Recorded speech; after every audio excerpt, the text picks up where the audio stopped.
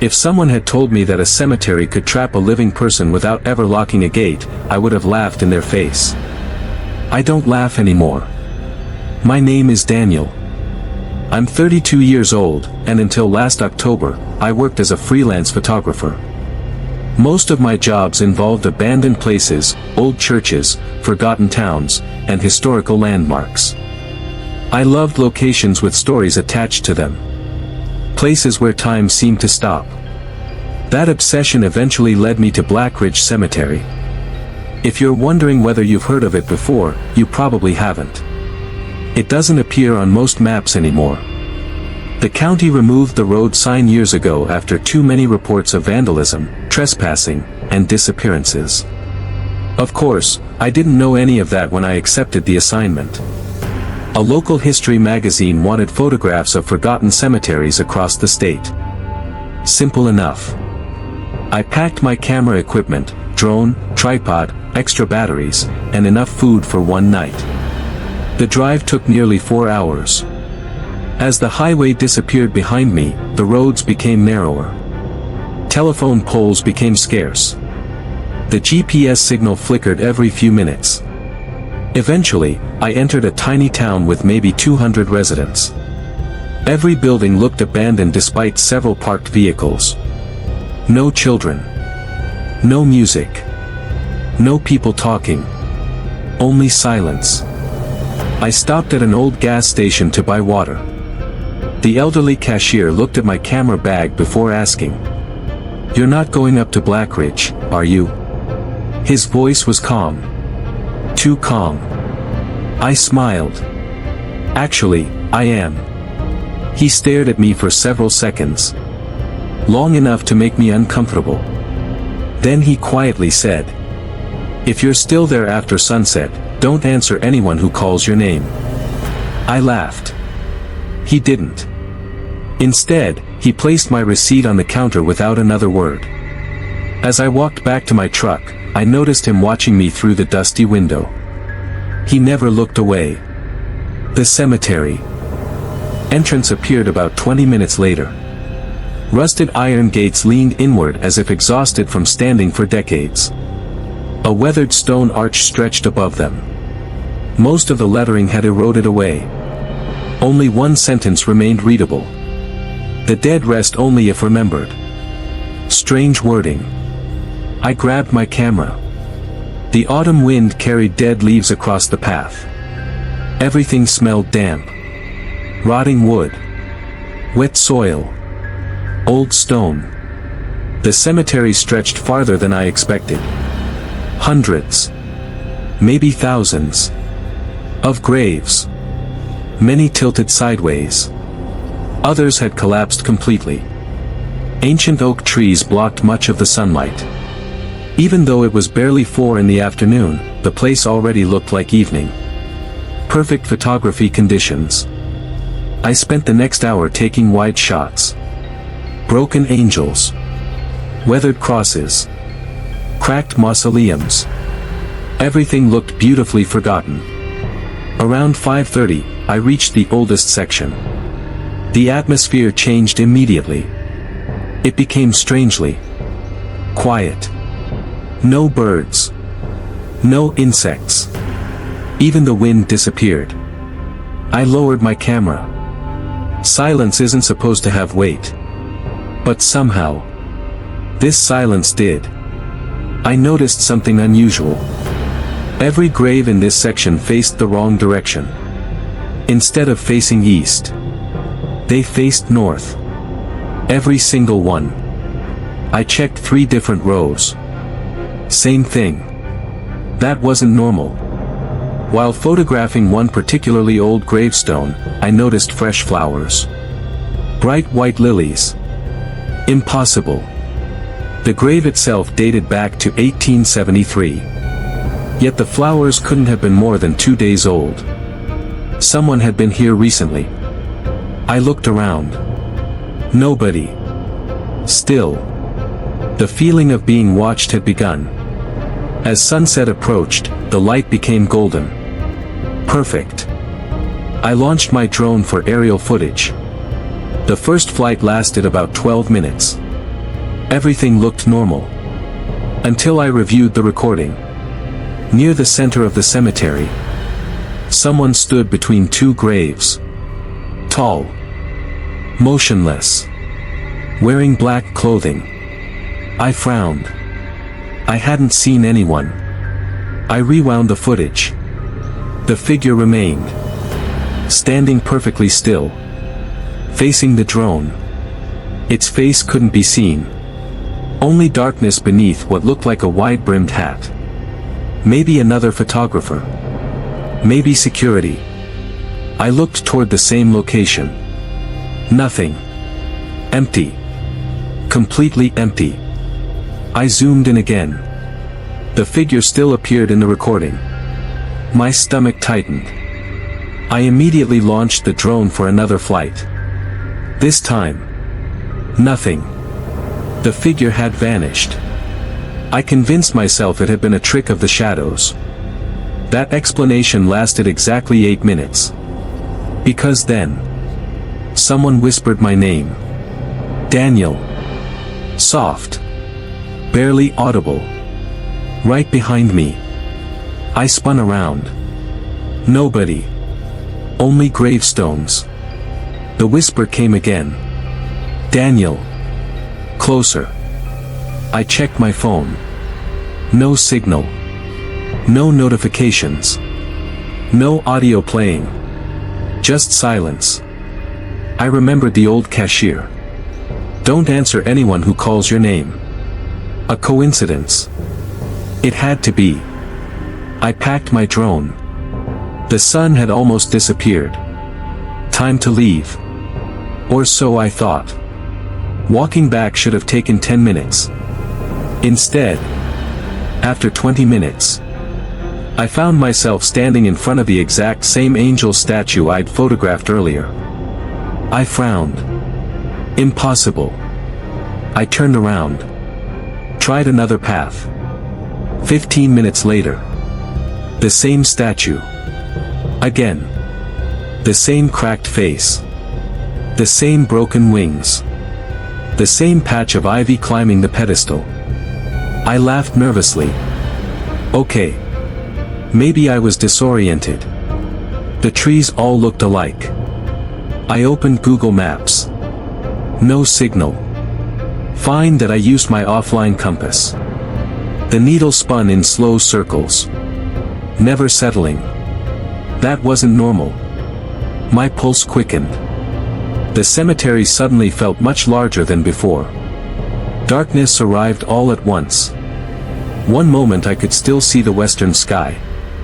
The next, everything became black. Not ordinary darkness. The kind that swallows distance. My flashlight cut only a narrow tunnel through the night. Every grave cast long distorted shadows. I kept walking. One row. Another row. Another. No exit. No gate. No road. Just endless graves. Then. Footsteps. Crunch. Crunch. Crunch. Behind me. Matching my pace. I stopped. The footsteps stopped. I turned around. Nothing. Just darkness. I continued walking. Crunch. Crunch. Crunch. Closer now. Much closer. I swung my flashlight behind me. Empty. Completely empty. But the footsteps continued. Moving. Without anyone there. My breathing became shallow. I told myself there had to be an explanation. Animals. Echoes. Stress. Anything. Then my flashlight illuminated something that shouldn't have existed. Fresh footprints. Appearing one by one. In the wet ground. As if invisible feet were walking toward me. One footprint. Then another. Then another. Each pressing slowly into the mud. Stopping only a few feet away. I couldn't move. The air became freezing cold. My breath turned white. Then, the invisible footsteps circled around me. I couldn't see anything, but I heard movement on every side. Slow. Patient. Watching. Waiting. That's when I noticed the gravestone directly in front of me. It looked newer than the others. Perfectly clean. No moss. No cracks. The engraved letters were sharp, as if carved yesterday. I raised my flashlight. The name on the stone made every drop of blood in my body turn cold. It read, Daniel Carter. My full name. My exact birthday. Everything. Except the date of death. That space was blank. I stared at it in complete disbelief. Then I heard a voice behind my shoulder. Not a whisper this time. A calm, clear voice. Close enough that I could feel warm breath against my ear. It said only 6 words. You're just in time for yours. I froze. Every muscle in my body locked in place. The voice had been so close that I could actually feel warm breath against the side of my neck. For several seconds, I couldn't breathe. I couldn't think. I slowly turned my flashlight toward where the voice had come from. Nothing. No one. Only rows of gravestones disappearing into endless darkness. The temperature had dropped so suddenly that frost had begun forming on the marble headstones. It was October. There was no reason for frost. My heart pounded so hard I could hear it echoing inside my skull. I looked back at the gravestone. My name was still there. Daniel Carter. My birthday. March 14, 1994. Every detail was correct. Except the date of death. That space remained empty. Waiting. I reached out with trembling fingers and touched the stone. Ice cold. The instant my skin made contact, a sharp ringing filled my ears. Not like tinnitus. It sounded more like dozens of church bells echoing from miles underground. The cemetery around me blurred. The world tilted. For one horrifying second, I wasn't standing beside the grave anymore. I was standing inside it. The walls around me were packed earth. Roots pushed through the dirt like skeletal fingers. There wasn't enough room to move my arms. I couldn't scream. Every breath filled my mouth with damp soil. Above me, I heard footsteps. Slow. Heavy. Someone was walking across my coffin. Then came the sound that still wakes me in the middle of the night. A shovel. Digging. Throwing dirt. Again. Again. Again. Each thud landed directly above my face. I clawed upward, but my hand struck solid wood. The coffin lid. Whoever was above me was burying me alive. I slammed both fists against the lid. No response. I screamed until my throat burned. Nothing. Then, everything disappeared. I collapsed backward onto the cemetery path. My flashlight rolled several feet away. The vision had lasted maybe 2 seconds. It felt like 2 hours. I grabbed the flashlight and stumbled away from the grave without looking back. Every instinct told me one thing. Leave. Now. I ran. Branches whipped against my face. Camera gear bounced against my shoulders. Gravestones blurred together. Surely I had to reach the gate soon. Instead, I ran directly back to the same grave. My own name stared back at me. Waiting. It wasn't possible. I had run in a straight line. I knew I had. Yet somehow, the cemetery had folded back onto itself. Almost like the paths were changing. Watching me. Guiding me. Keeping me exactly where it wanted. Panic replaced reason. I abandoned my backpack. Dropped my tripod. Didn't care about thousands of dollars of camera equipment. I just ran. Left. Right. Straight ahead. Didn't matter. Every path ended at the same place. My grave.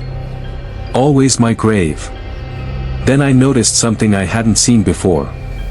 The empty death date wasn't empty anymore. A single number had appeared. 2. Nothing else. Just the number 2. I stared in confusion. 2 what? Minutes? Hours? Days? Before I could think any further, a church bell rang somewhere in the darkness. One deep, ancient, metallic toll. The number changed. Now it read 1. My stomach dropped. It wasn't counting up. It was counting down. The wind returned without warning. Every tree in the cemetery began shaking violently. Leaves spiraled into the air. The sound wasn't natural. It resembled whispers. Thousands of whispers. Speaking over one another. Some crying. Some laughing. Some praying. Others screaming. None of the words made sense. Until one voice became louder than the rest. Dig. Then another. Dig. Soon. Hundreds of voices repeated the same word. Dig. Dig. Dig. Dig.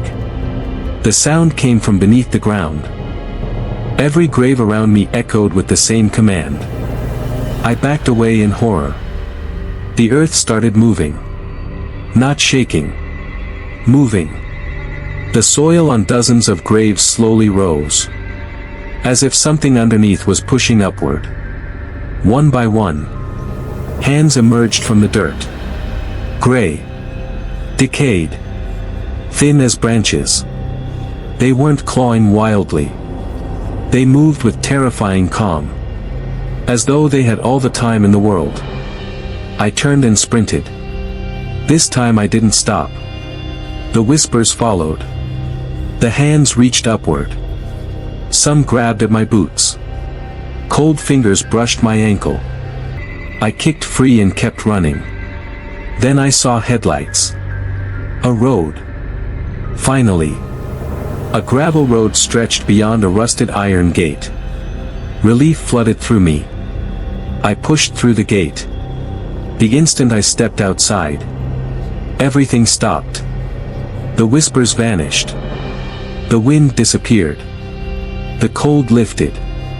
Silence. Normal silence. I collapsed beside my truck, gasping for air. My watch read 7:42 p.m. Impossible. I had entered the cemetery at 4 o'clock. It couldn't be that late. I unlocked the truck with shaking hands. The engine started immediately. For the first time in hours. I believed I was safe. I drove away without looking back. About 15 minutes later, I reached the same gas station. The elderly cashier looked up as I entered. His expression changed immediately.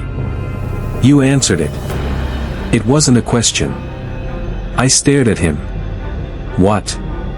You answered whoever called your name. I never answered anyone. He slowly shook his head. You looked. My blood ran cold. What do you mean? He sighed. My grandfather warned people about that cemetery. I remained silent. He continued. The dead can't leave that place. They need someone living to remember them. If you acknowledge them, they remember you too. I thought he was insane. Until he asked one final question. Did you see your grave? I couldn't speak. He already knew the answer. I drove home before sunrise. The magazine never received their photographs. I deleted every image from the memory cards. At least, I thought I had. 3 nights later, while editing another project, One photograph appeared in my computer. I had never taken it. It showed me standing inside Black Ridge Cemetery, facing the camera, smiling. The problem was, I had never smiled that entire night. Someone else had taken the picture. Behind me, less than 10 feet away, stood the tall figure I'd seen in the drone footage. The one wearing black. Its face was still hidden beneath the hat. But one hand rested gently on my shoulder. I don't remember anyone touching me. I destroyed the memory card. Burned it. Snapped it in half. Threw the remains into a river. A week later, the same photograph appeared again. On my desktop. No file history. No upload. No explanation. I smashed the computer. Bought a new one. Started over. 3 months passed peacefully. Then the dreams began. Every night. The same dream. I'm standing beside my own grave. The date of death is still blank. The tall man waits behind me. Never speaking. Never moving. Only watching. Each dream ends exactly the same way. He places a shovel in my hands and points toward the grave. When I look down, the grave is already open. Something inside is breathing, waiting for me to climb in. I stopped sleeping. Lost 20 pounds. Quit photography entirely. Moved across the country. Changed my phone number. Changed my address. None of it mattered. Because last month, something arrived in the mail. No return address. No stamp. Inside was a single folded photograph. Freshly printed. It showed Black Ridge Cemetery during daylight. Everything looked normal. Except for one grave near the center. My grave. This time, the death date was no longer blank. It wasn't today's date. It wasn't tomorrow's either. It was exactly 1 year from the day I received the photograph. On the back, someone had written 5 words in faded black ink. "We'll leave the gate open." I don't know who sent it. I don't know if the date means anything. Maybe it's another cruel prank. Maybe it's not. But I can tell you one thing. Every year, on that exact date, police records show at least one unexplained disappearance within 10 miles of Black Ridge Cemetery. Most people are never found. The few who are, have dirt packed beneath their fingernails. As if they spent their final moments trying desperately to dig their way out. Most people think cemeteries are frightening because of the dead. They're wrong. The dead don't chase you. They don't scream. They don't drag you into the darkness. It's the ones who still have a job after death. Those are the ones you should fear. I learned that the night I accepted what I thought was the easiest money I'd ever make. My name is Ethan Brooks. 3 years ago, I was 26 years old, broke, and desperate enough to take almost any overnight job. I had just lost my apartment. My car had been repossessed. I was sleeping on my cousin's couch while trying to find steady work. One evening, I found an online listing that seemed too good to be true. Night groundskeeper needed. Oak Hill Memorial Cemetery. 1 night emergency shift. Cash payment at sunrise. No experience required. $800. For 1 night. I applied immediately.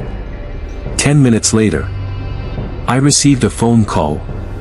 The man's voice sounded old. Very old. "I need someone tonight." No interview. No. What exactly would I be doing? Walking. I laughed. Walking? Yes. There was a long pause. Just keep walking until sunrise. Something about his voice made me uncomfortable. Still, $800 was more money than I'd seen in months. I agreed. Oak Hill Memorial Cemetery sat nearly 20 miles outside the city. It wasn't abandoned. Families still visited during the day. Funerals were held there every week. The cemetery covered almost 200 acres. Rows of perfectly maintained graves stretched over rolling hills. Large oak trees lined the pathways. There was even a small chapel near the entrance. Beautiful. Peaceful. Completely ordinary.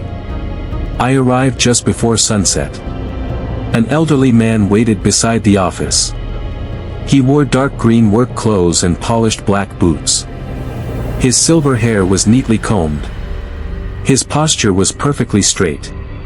Too straight. He introduced himself simply as Mr. Harlan. He handed me an old brass flashlight. Not electric. Battery-powered. Actual brass. Heavy enough to be used as a weapon. Use this. I brought my own flashlight. He shook his head immediately. No. You'll use mine. I shrugged. Okay. Then he handed me a folded sheet of paper. There are rules. I smiled. Rules? You'll want to remember them. His face never changed. No smile. No expression. Only complete seriousness. I unfolded the page. 7 rules. Typed on yellowed paper. Rule 1. Never whistle. No matter what you hear. Rule 2. If you hear footsteps behind you, do not stop walking. Rule 3. If anyone asks for help, keep moving. Rule 4.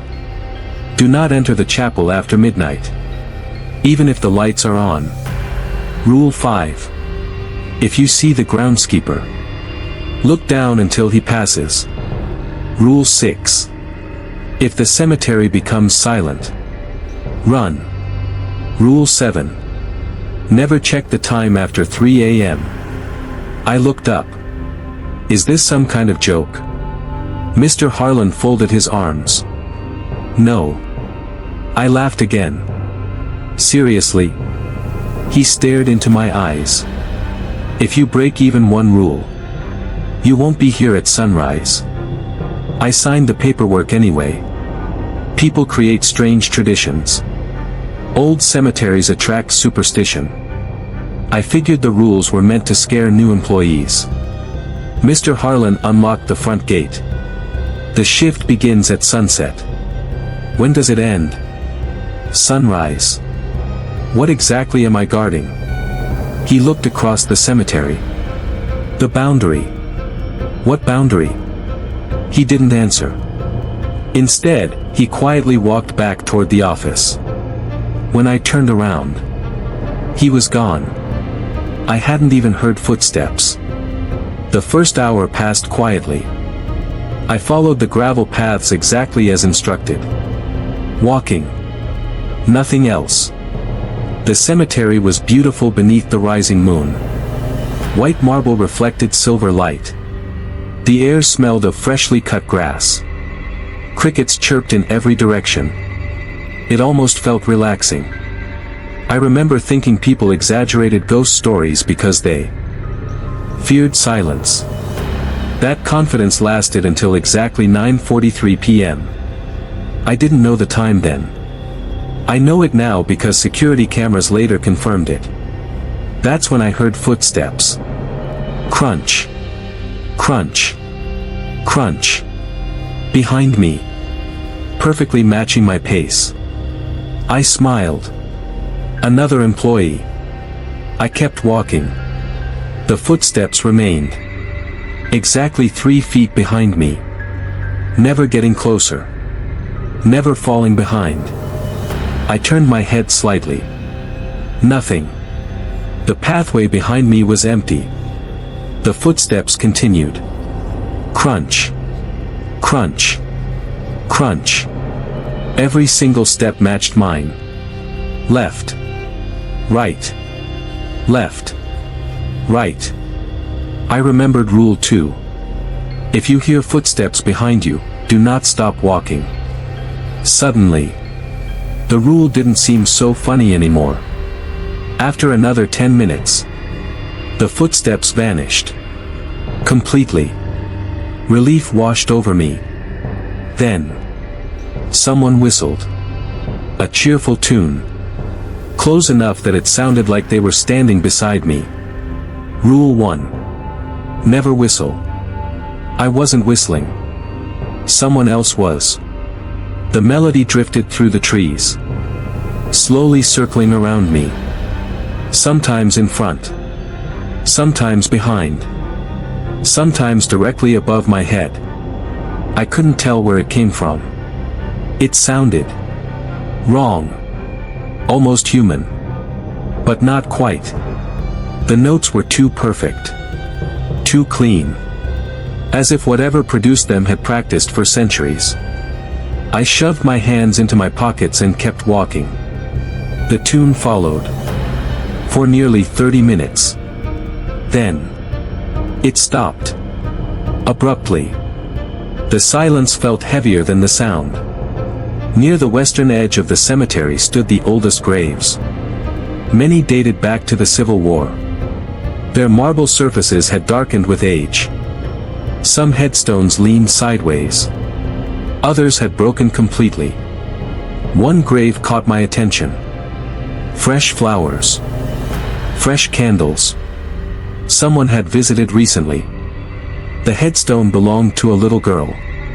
Emily Harper. Age 8. Died, 1911. The inscription beneath her name read, "She never walked home alone." Strange wording. As I stared at the grave, a small voice whispered behind me, "Mister." Every hair on my neck stood up. "Mister." I slowly turned. A little girl stood between two gravestones. She couldn't have been older than 8. Long blonde hair. White dress. Bare feet. She held a ragged teddy bear missing one eye. For one brief moment, I assumed she'd wandered into the cemetery. Then I noticed something impossible. She wasn't standing on the grass. She was standing several inches above it. Floating. Perfectly still. She smiled. "Can you help me?" Rule 3. If anyone asks for help, keep moving. Every instinct screamed at me to help her. She looked terrified. Lost. Alone. She lifted the teddy bear. "I can't find my mommy." Her voice cracked. Tears filled her eyes. It sounded heartbreakingly real. I took one step toward her. Immediately, the brass flashlight in my hand became painfully hot. Hot enough to burn my skin. I nearly dropped it. I remembered the rules. This wasn't a lost child. I forced myself to keep walking. Behind me, the crying stopped. Instantly. No sobbing.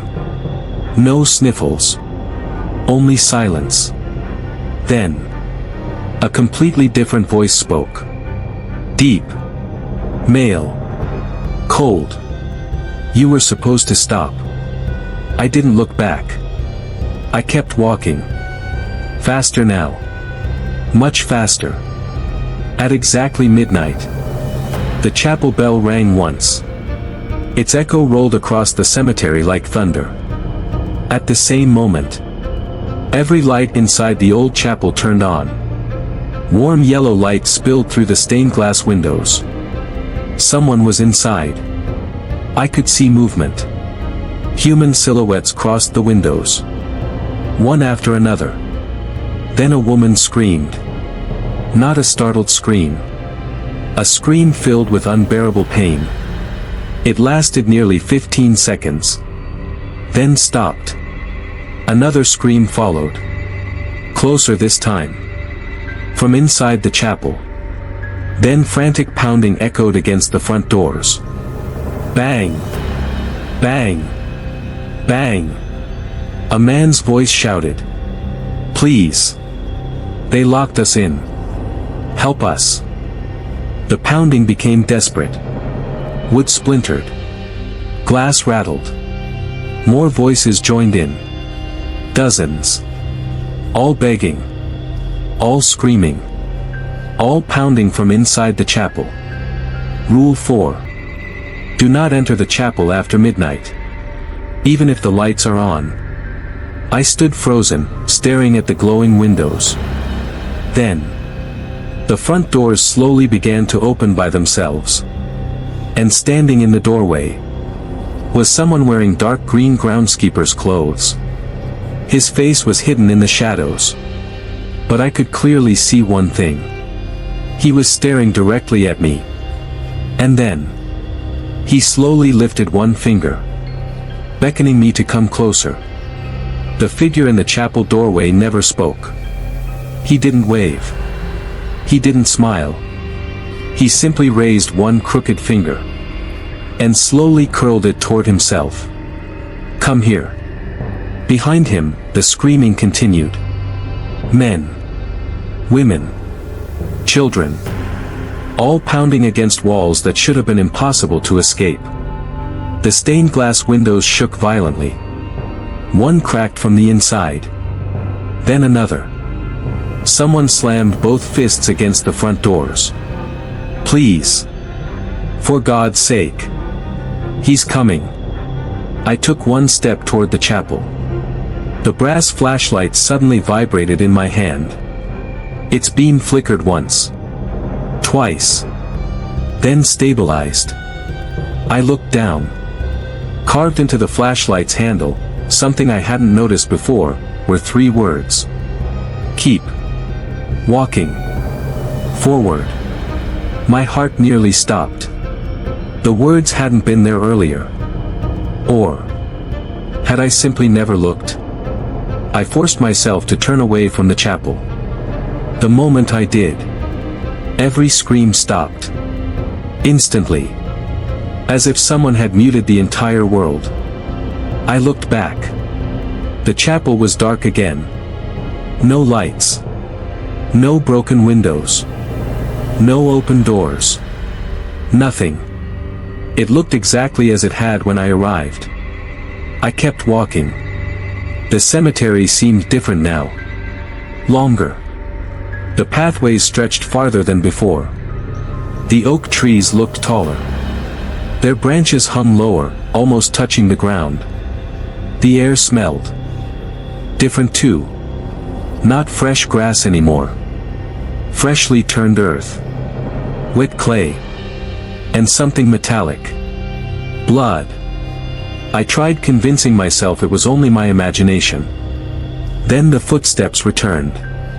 Crunch. Crunch. Crunch. Only this time. There was more than one set. 2. Then 3. Then dozens. Invisible footsteps surrounded me. Some walked beside me. Others crossed the paths ahead. Some circled behind. Yet every direction I shined the flashlight. Nothing. Empty pathways. Empty graves. Only the sounds remained. Eventually, I reached a stone fountain near the center of the cemetery. It wasn't marked on the map Mr. Harlan had given me. The water inside was perfectly still. Moonlight reflected across its surface like polished glass. I leaned closer. My reflection stared back. Then, it smiled. I hadn't. My own reflection slowly lifted one hand. It waved at me. I stumbled backward. The reflection continued smiling. Then it spoke. Without moving its lips. You've already been here. My blood ran cold. I looked around. No one. When I looked back into the fountain, my reflection was normal again. Breathing hard. Terrified. Exactly like me. I walked faster. The rules kept repeating inside my head. Don't whistle. Don't stop. Don't help anyone. Don't enter the chapel. Look down if you see the groundskeeper. Run if the cemetery becomes silent. Don't check the time after 3. That last rule suddenly bothered me. Why? Why not check the time? It seemed oddly specific. I reached into my pocket for my phone. 11:58 p.m. Still safe. I put it away. Around 1:30 in the morning. Fog rolled across the cemetery. Not drifting naturally. Moving with purpose. It crawled low across the grass like living smoke. Within minutes, visibility dropped to 20 feet. Then 10 that the flashlight beam bounced off the mist and reflected straight back into my eyes. Every shadow became distorted. Every tree resembled a person. Every statue looked alive. Then I saw him. About 30 feet ahead. Standing perfectly still beside an old oak tree. Dark green work clothes. Polished black boots. A weathered shovel resting against one shoulder. The groundskeeper. Rule 5. If you see the groundskeeper, look down until he passes. Without thinking, I lowered my eyes. I stared only at the gravel beneath my boots. Crunch. Crunch. Crunch. Heavy footsteps approached. Slow. Measured. Closer. Closer. He stopped directly in front of me. I could see only his boots. Mud covered the soles. Something thick dripped from the shovel blade. It wasn't water. The smell reached me first. Rotting flesh. The footsteps didn't continue. He wasn't passing. He was standing there. Waiting. Seconds felt like hours. Then, a raspy voice spoke. So many ignore the rules. I didn't answer. So many think they're smarter. Still I remained silent. Then his voice changed. It became identical to my own. Look at me. Every instinct screamed to obey. But I kept my eyes on the ground. Another voice emerged. This one sounded exactly like my mother. Ethan. Please. I'm hurt. Look at me. Tears filled my eyes. It sounded exactly like her. Then, my little brother's voice. Then my cousin. Then my late grandfather. Each voice begged me to look up. I refused. After what felt like forever. The footsteps finally continued. Crunch. Crunch. Crunch. They faded into the darkness. Only then did I raise my head. The tree beside me had changed. Fresh claw marks covered its trunk. Deep enough to expose pale wood beneath the bark. Whatever had been standing there hadn't been human. Relief didn't last long.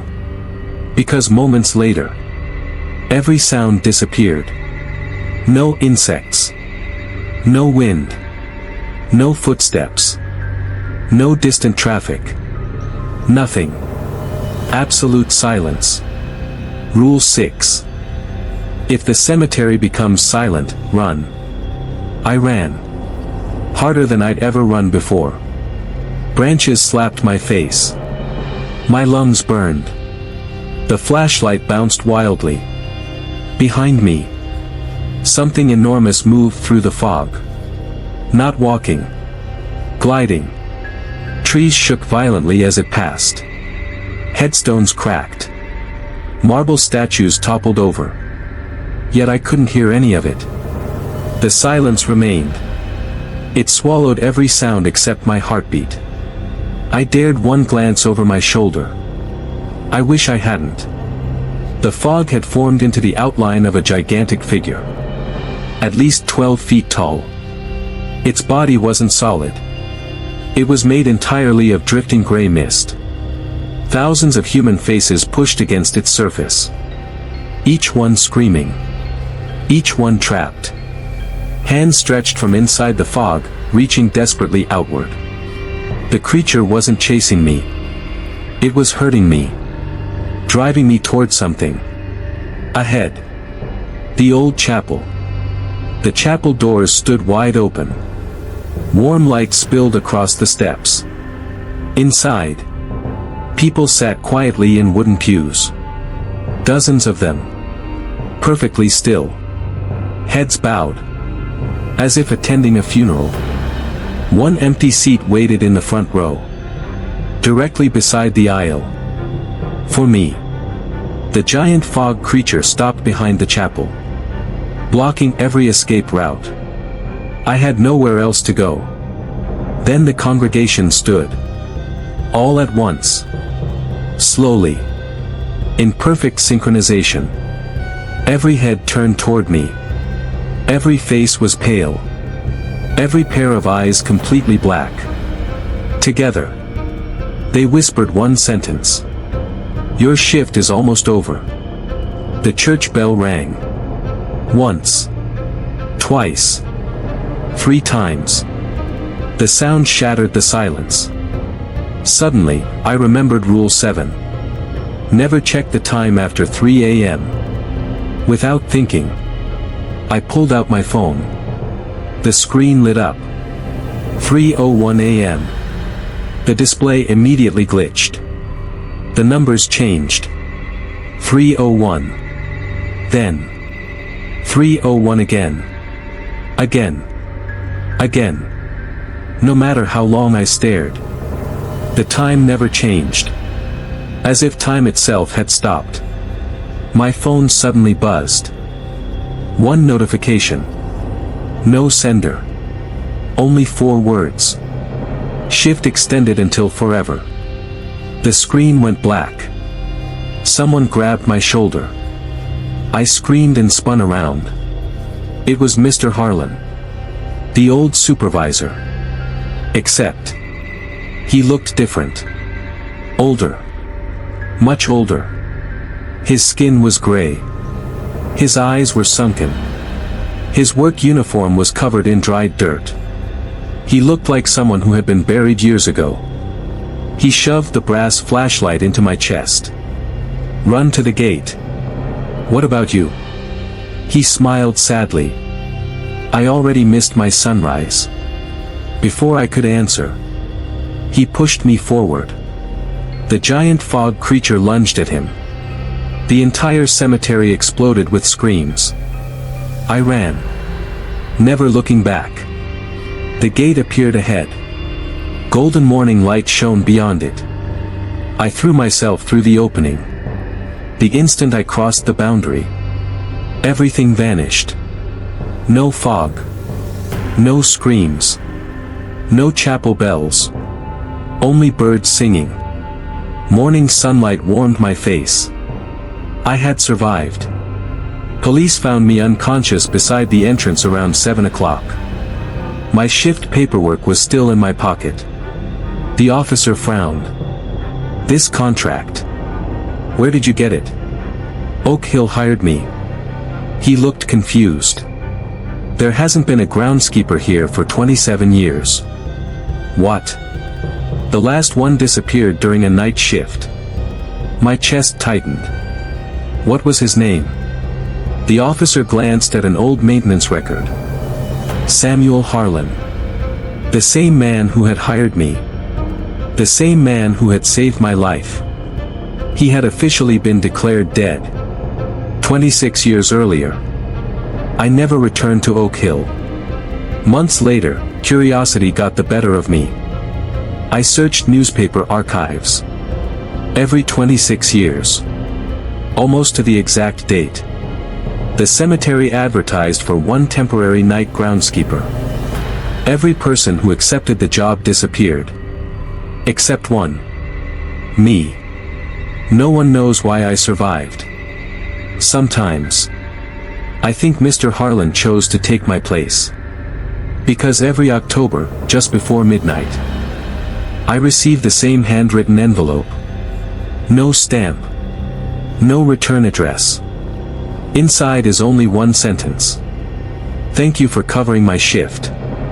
And at the bottom, fresh dirt always falls out of the envelope, no matter how carefully I open it, as if it had been buried only moments before it arrived. There's an old saying where I grew up: never attend a funeral if you don't know who died. I used to think it was just another superstition, a story old people told to scare children away from cemeteries after dark. I don't believe that anymore. Because 2 years ago, I attended a funeral that never should have existed. And I still don't know if I ever truly left. My name is Nathan Cole. I'm 29 years old, and for almost 6 years, I worked as a funeral transport driver. It wasn't glamorous work. Whenever someone died in a hospital, nursing home, or private residence, I was one of the people responsible for transporting the body to the funeral home. It paid well. Most nights were quiet. The dead never bothered me. In fact, I always believed living people were far more dangerous. Until one rainy November night. The night everything changed. It was nearly 11:30 p.m. when my dispatcher called. "Nathan, we've got one more pickup." I sighed. My shift ended 30 minutes ago. I know. But nobody else is available. Where? There was a long silence. Then she answered. "St. Bartholomew Cemetery." I frowned. Cemetery? The family requested a private transfer. From the cemetery? Another pause. That's all the information I have. Something about her voice sounded strange. Almost nervous. The drive took nearly 45 minutes. Rain hammered against the windshield. Lightning flashed every few minutes, briefly illuminating empty country roads. Eventually, my GPS announced, "You have arrived." The cemetery entrance appeared through the rain. Massive wrought iron gates. Stone pillars covered with ivy. A faded wooden sign read, "St. Bartholomew Memorial Park.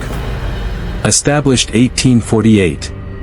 Below it, someone had scratched another message into the wood. It looked recent. The letters were uneven, as if carved in desperation. "Don't stay for the second service." I stared at it for several seconds, then laughed to myself.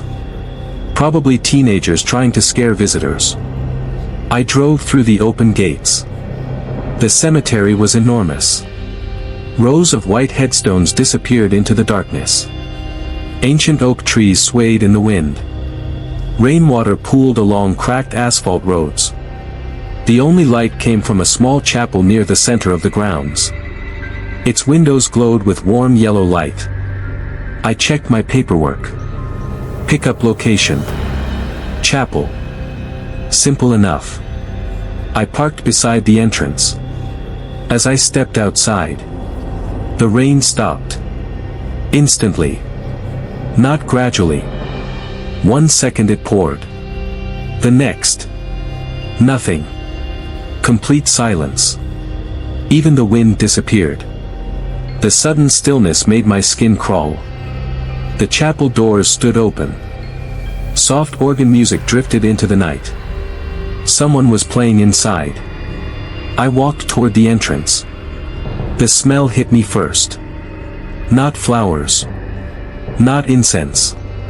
Fresh earth. Like a grave that had just been dug. Inside, around 30 people sat quietly in wooden pews. All dressed in black. None of them spoke. None of them moved. At the front of the chapel rested a single closed casket. Dark mahogany. Covered with white lilies. An elderly priest stood beside it with his head lowered. He never looked up. I checked my paperwork again. There was no mention of a funeral. Only a body pickup. Strange. Very strange. A man wearing a black suit approached me. He looked to be around 60. His face was pale. His tie perfectly straight. His smile never reached his eyes. "You must be Nathan." I blinked. You know my name. We've been expecting you. Something about those words made my stomach tighten. I was told to collect a body. You will. When the service ends. How long will that be? He looked toward the priest. Until dawn. I laughed awkwardly. My shift doesn't last that long. His smile widened slightly. It will tonight. I checked my phone. No signal. Typical. Old cemeteries often had poor reception. I sat near the back while waiting. The organ music continued. Slow. Mournful. The priest finally began speaking. Except. He wasn't speaking English. Or Latin. Or any language I'd ever heard. The words sounded wrong. Almost backwards. Like voices underwater. Nobody reacted. Every person remained perfectly still. Heads bowed. Hands folded. Listening. After several minutes. Something caught my attention. The mourners weren't breathing. I know that sounds impossible. But I watched carefully. Not one chest rose. Not one shoulder moved. No one coughed. No one blinked. Nothing. 30 people. Completely motionless. For nearly 10 minutes. Then. All at once. Every head turned toward me. Exactly at the same time. No hesitation. No delay. 30 pairs of eyes locked onto mine. My heart skipped a beat. Then. They smiled. Every single one. The exact same smile. Wide. Perfect. Completely emotionless. The priest never stopped speaking. I stood immediately. I'm sorry. I think I'm in the wrong place. Nobody answered. The man in the black suit slowly stepped into the aisle. You can't leave until the service ends. I have another job. No. His voice remained calm. You don't. I pushed past him. He didn't resist. He simply smiled. I reached the chapel doors. And froze. The cemetery outside was gone. Beyond the doorway. There was only thick black fog. No roads. No graves. No trees. Just endless darkness. I stepped outside anyway. The fog swallowed me immediately. I couldn't see my own hands. My flashlight beam vanished after only a few feet. The air felt cold. Heavy. Then. Church bells rang. 1. 2. 3. When the final bell echoed. The fog cleared. I wasn't outside anymore. I was standing back inside the chapel. Exactly where I'd started. The mourners hadn't moved. The priest continued speaking. As if I'd never left. I forced myself to stay calm. There had to be an explanation. Fatigue. Stress. Hallucinations. Lightning struck outside. For a split second. The chapel filled with bright white light. And I finally saw the faces of the mourners clearly. Every one of them had dirt beneath their fingernails. Wet soil stained their sleeves. Some had dried blood on their collars. One elderly woman had grass tangled in her gray hair. It looked as though every one of them had recently climbed out of a grave. The priest suddenly stopped chanting. Silence filled the chapel. He slowly raised both hands over the casket. The man beside me whispered, "It's time." The casket lid creaked open by itself. Slowly. Painfully. The smell that escaped wasn't decay. It smelled like rain. Fresh soil. And cold iron. Everyone stood. At exactly the same moment. The organ music stopped. The priest looked directly at me for the first time. His eyes were completely white. No pupils. No iris. Only white. He smiled gently. Then said, in perfect English, "Mr. Cole, would you please identify the deceased?" Every person in the chapel turned toward the open casket. Slowly. Almost mechanically. Waiting. Watching. Expecting me to walk forward. I didn't want to. Every instinct told me to run. But somehow, my legs began moving on their own. One step. Then another. Until I stood beside the open coffin. I looked down. And the body inside was wearing my funeral transport uniform. The same company logo. The same boots. The same silver wedding band I wore on my left hand. But I wasn't married. My hands began shaking uncontrollably. Because the face inside the coffin was mine. Its eyes were closed. Its skin was pale. And just as I leaned closer to convince myself it wasn't real, the corpse opened its eyes, smiled, and whispered, "You're late." The corpse inside the coffin smiled. Its lips barely moved. But I heard every word as clearly as if someone had whispered directly into my ear. "You're late." I stumbled backward. My legs gave out beneath me, and I crashed into the front pew. The entire chapel remained silent. No one gasped. No one reacted. Every mourner simply watched me with those same impossible smiles. The body inside the coffin slowly sat upright. Its movements were stiff. Unnatural. Like a puppet being pulled by invisible strings. Then it looked directly into my eyes. "I've been waiting for you." Its voice was my voice. Exactly my voice. Every word. Every breath. Every pause. It sounded as if I were speaking to myself. The priest closed his ancient book. "The service is complete." The mourners answered together. "Amen." The word echoed through the chapel long after their mouths had stopped moving. The figure inside the coffin stood. It stepped onto the floor without making a sound. Then it walked toward me. One slow step. Then another. As it came closer, I noticed something horrifying. Its clothes were clean.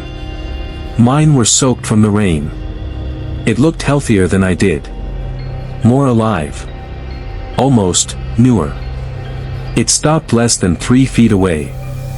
Then it smiled. "You've had your life. Now it's my turn." Before I could move, the chapel doors slammed open. A freezing wind rushed inside. Every candle went out. Darkness swallowed the room. The mourners began whispering. Not to me. To the thing that looked like me. Over and over they repeated the same sentence. "Take his place. Take his place. Take his place." The whispers grew louder. Faster. Until they sounded like thousands of voices speaking at once. The creature reached for my hand. Its fingers were ice cold. The instant our skin touched, memories exploded inside my head. I saw dozens of frightened people. Different faces. Different years. Different clothes. All standing in this same chapel. All staring into this same coffin. All seeing themselves. None of them ever left. I realized the horrible truth. I wasn't the first. I was only the next. Something inside me refused to accept it. I grabbed the heavy wooden cross from beside the altar and swung it with everything I had. The cross struck the creature's chest. A deafening scream filled the chapel. Not one scream. Hundreds. The walls cracked.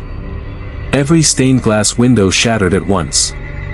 The mourners began falling apart like old statues. Their skin crumbled into dust. Their clothes collapsed empty onto the floor. The priest dropped to his knees. For the first time, fear appeared on his face. The creature stared at me with burning hatred. Then it began breaking apart. Its face cracked. Its hands turned to gray ash. Within seconds, it disappeared. Only the empty coffin remained. The chapel bell rang once. Morning sunlight burst through the broken windows. Birds began singing outside. The nightmare was over. I ran. I didn't stop to look behind me. I burst through the chapel doors and sprinted across the cemetery. This time the gates were exactly where they should have been. My transport van still waited outside. The engine started on the first try. As I sped down the road, I looked in the rearview mirror. The chapel was gone. There was only an empty field. As if it had never existed. Police searched the property that afternoon. They found the cemetery. They found every grave. But there was no chapel. No foundation. No burned wood. Nothing.